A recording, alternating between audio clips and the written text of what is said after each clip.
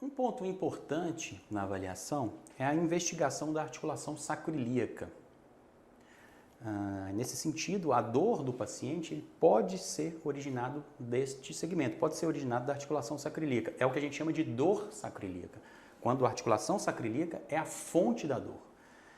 A dor sacroiliaca ela tem uma característica, é uma dor que tem uma localização mais baixa, né, uma dor lombar baixa, de L5 até a prega glútea.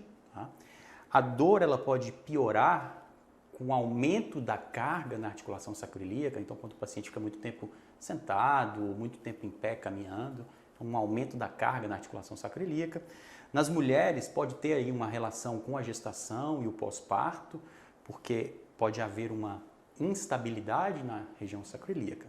Tá? As hipóteses relacionadas à origem dessa dor, então pode estar relacionada a questões de alteração nos mecanismos de estabilização da articulação sacroiliaca, pobre controle motor na estabilização da articulação sacroiliaca e também em condições inflamatórias sistêmicas, algumas condições reumáticas, como a espondilite anquilosante, por exemplo. Então nós temos uma sequência de testes, que é o conhecido cluster de Laslett, que vai nos dizendo, através das manifestações clínicas, através do sintoma que o paciente apresenta durante o teste, que vai nos dizendo se há probabilidade da dor do paciente ser de origem sacroiliaca.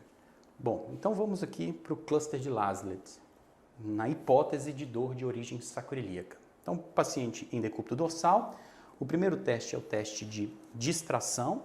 O terapeuta vai tomar contato com a região da espinha ilíaca anterosuperior, e eu vou fazer uma força como se fosse afastando as espinhas ilíacas anterosuperiores. Tá?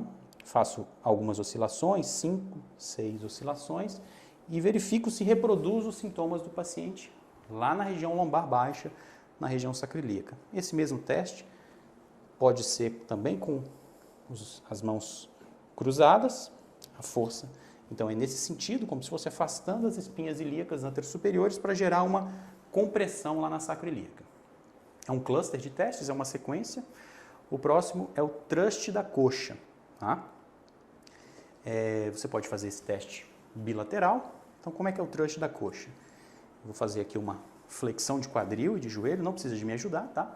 Eu vou colocar a minha região tenar e hipotenar na base do sacro do paciente. Vou inclinar ele aqui, vou colocar lá na base do sacro. Vou trazer o paciente para mim. Vou abraçar a coxa e vou pôr uma força em direção à maca, no eixo do fêmur, em direção à maca. E faço aqui também, de novo, algumas oscilações.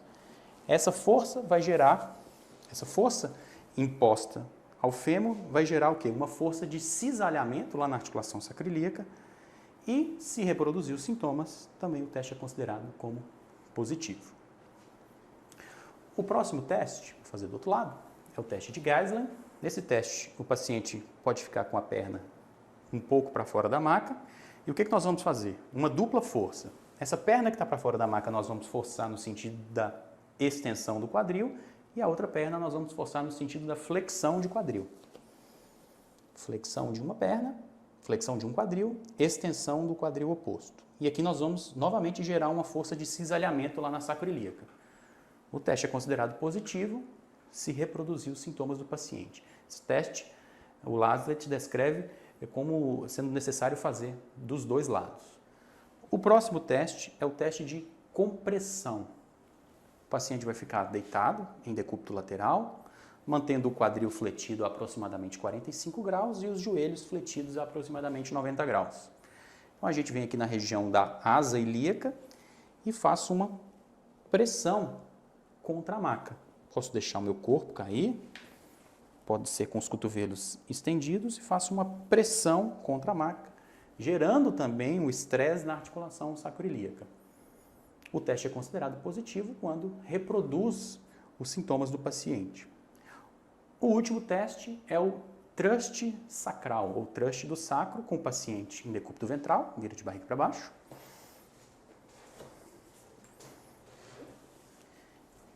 E aproximadamente na região de S2, com a região tenar e hipotenar, no nível aproximado de S2, tendo o apoio da mão do outro membro, do terapeuta, uma força